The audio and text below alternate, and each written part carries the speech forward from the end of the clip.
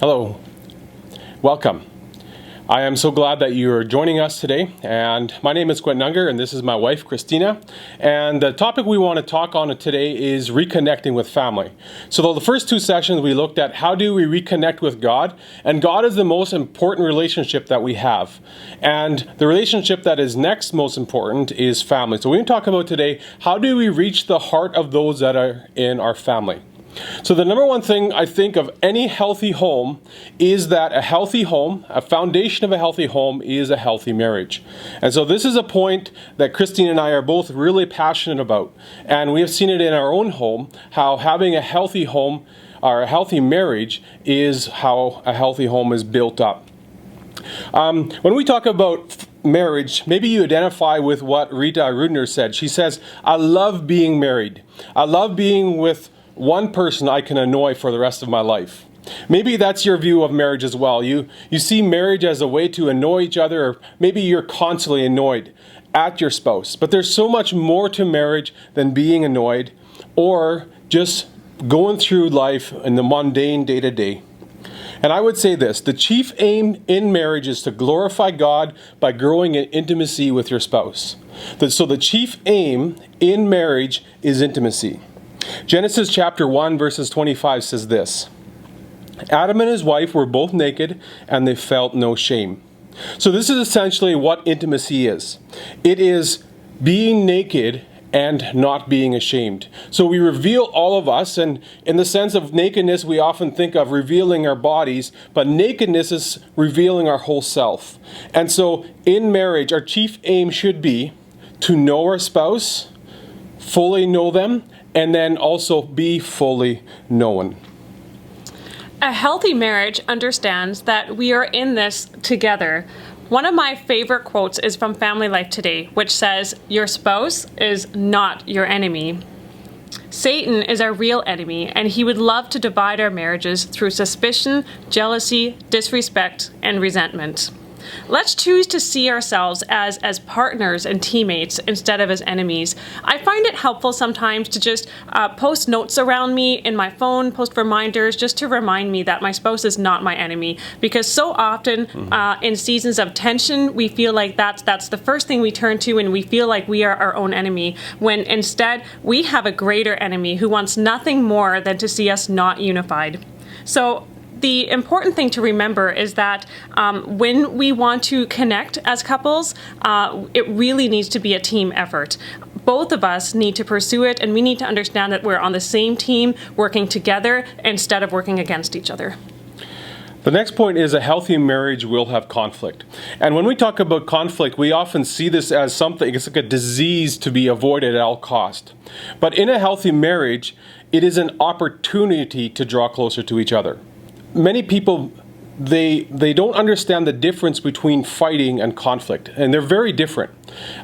Fighting attacks people. It's a personal attack, whereas conflict seeks to team up or attack ideas or problems, and it's a sense of teamwork. You're not attacking each other, but you're working on kind of the conflict problem together. So it's an opportunity. It's very, very important that we understand our spouse, and conflict is often the main way that we do that. Those of you that are married know how this works. Many of you men would have never known it was a bad idea to leave your socks on the floor, right? It would have been, that way your whole life until your wife told you they go in the laundry basket. Or, those are the silly things, but we have conflict, and it helps us to understand each other in a deeper way. The next point is a healthy marriage focuses on changing yourself, not your spouse. Here's the thing. Many of us go into marriage hoping that once we're married that our spouse will magically become what we want them to be, or they're going to change and become better. But Galatians chapter 6 verse 4 to 5 has some very important teachings for us, and it says this, each one should test his own actions. Then he can take pride in himself without comparing himself to any or to somebody else. For each one should carry his own load. So he's saying here, each one should take pride in himself, and meaning each one should be taking care of those issues that are ourselves, not seeking to change our spouse, but allowing God to change us. Gary Thomas says in his book, Sacred Marriage, behind virtually every case of marital dissatisfaction lies unrepented sin. Couples don't fall out of love as much as they fall out of repentance. Sin, wrong attitudes, and personal failures that are not dealt with slowly erode the relationship, assaulting and eventually erasing the once lofty promises made in the throes of an earlier and less polluted passions. So obviously, Gary Thomas says this very poetically, but very often we assume the problem is with our spouse. But the problem is often, hugely, with us. So God is calling us to change ourselves, not what we see in our spouse. A healthy marriage happens through winning the heart of our spouse. So reconnection cannot be forced. You can't tell your spouse that this has to happen. We have to reconnect because we have to have a good marriage. That's not going to go anywhere. Rather than trying to convince your spouse of a deep connection, the important thing is to try to reach their heart, to seek to be the person that they want to fall in love with. And so changing yourself, like he said, is the most important thing. As I'm working on changing my own attitudes, my own behaviors, and as I'm looking to just serve him and love him in ways that I know he feels accepted and loved, that in turn is going to turn his desires back towards connection as much as you want that connection as well. So then the question remains, what do we do then if our spouse doesn't seem interested in pursuing Christ? 1 Peter 3, 1-2 says, "Wives, in the same way, submit yourselves to your own husbands, so that if any of them do not believe the word, they may be won over without words by the behavior of their wives, when they see the purity and reverence of your lives." And I believe this is a really great application point for both husbands and wives. So if we are nagging, belittling, shaming our spouse, that is not going to turn them towards the heart of Christ at all. But if I'm looking for ways that I can serve and love him and just be the woman that God has called me to be, the Bible exhorts us that is one way that I can in turn show him the heart of Christ, and he will then also want to follow him because of the way I've been submitted to Jesus as well. And lastly, a healthy marriage is built on the Lordship of Christ. So we need to recognize that there's a spiritual component to our emotional connection.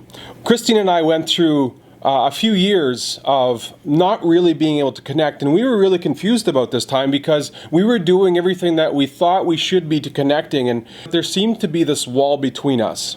And I remember one time looking at her and just it dawned on me there was no reason why we should be annoyed at each other.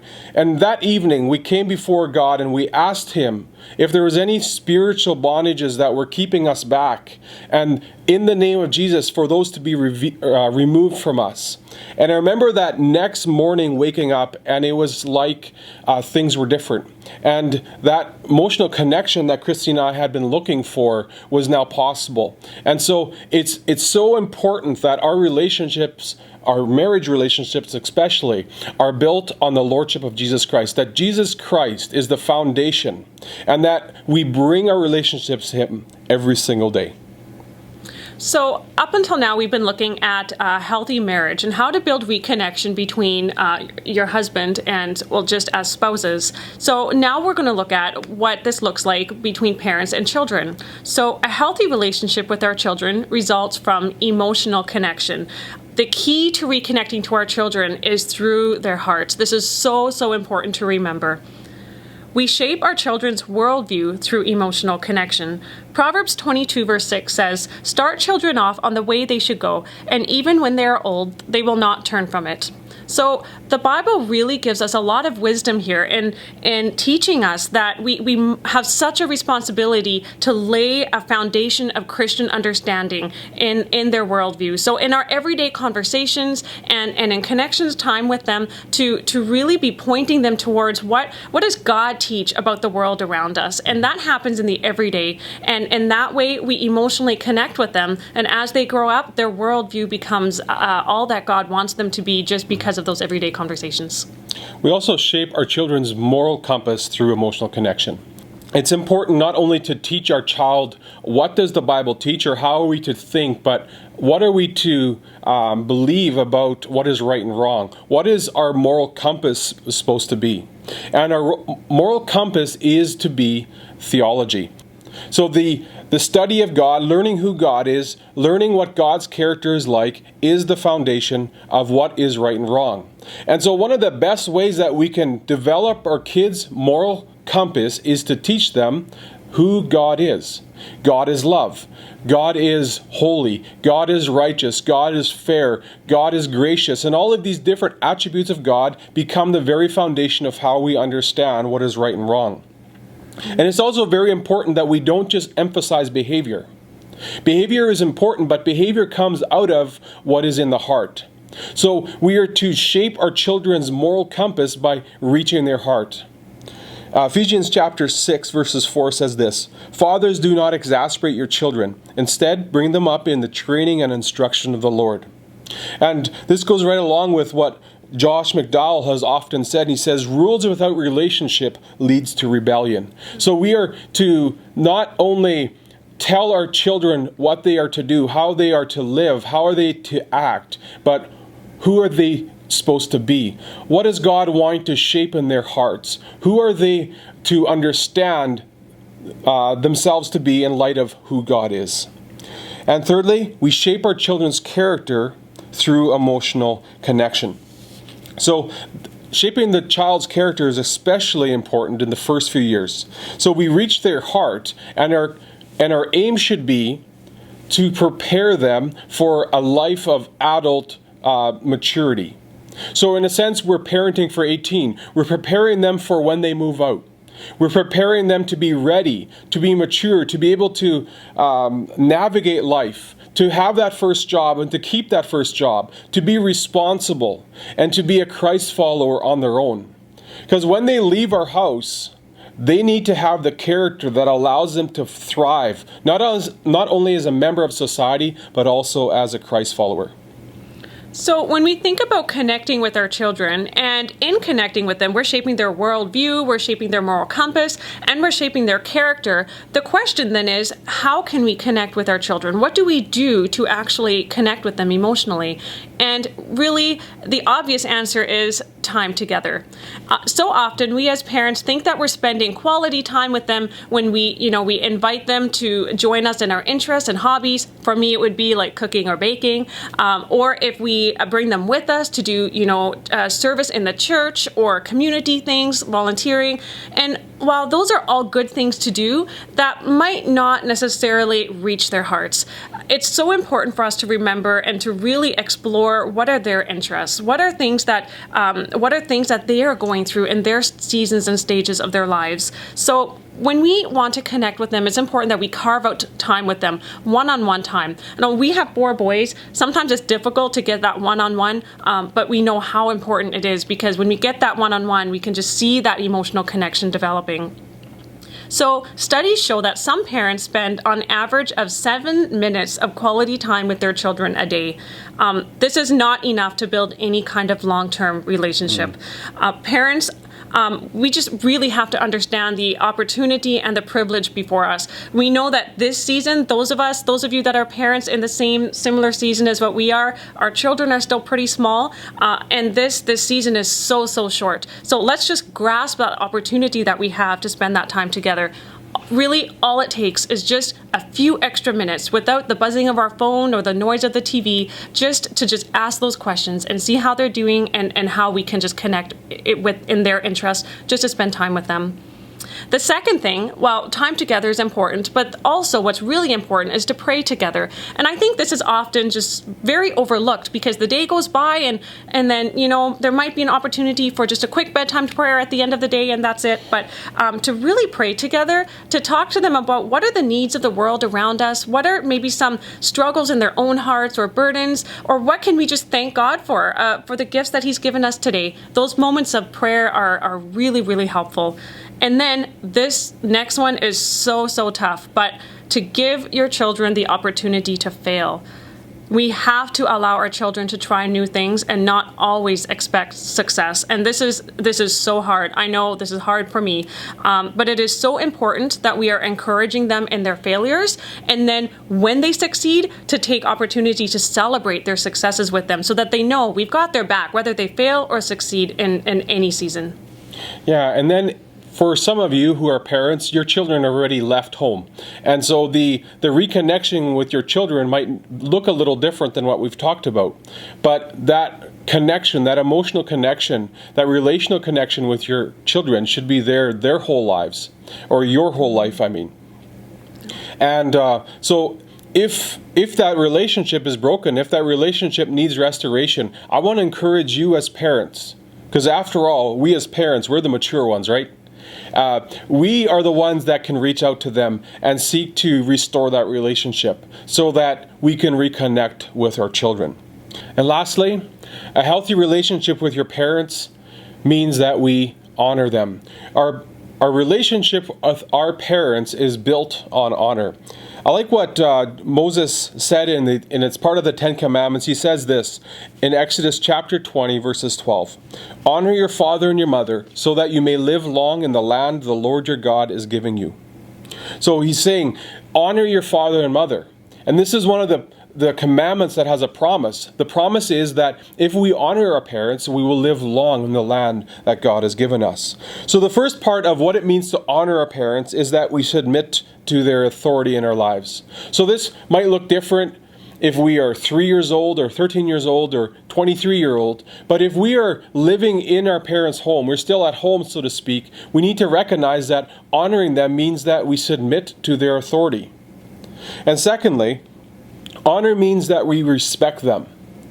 And there's so much disrespect in our society. And one of the things that has really fallen out of style, so to say, is respect of parents and respect of elders. But it's so important. And as children, we have our parents to thank for so much. And when we disrespect them, we show that we are not grateful for what they've done. And just a side note to us as parents, respect is something that has to be earned. It's something that has to be given.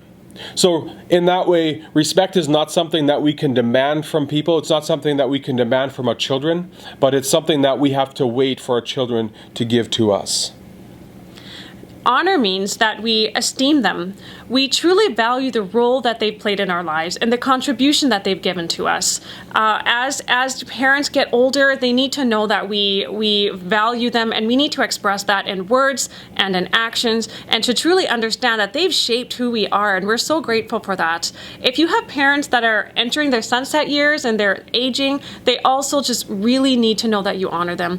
Uphold their dignity. Work hard to care for them so that they know that you don't value them any less now than you did a few years ago.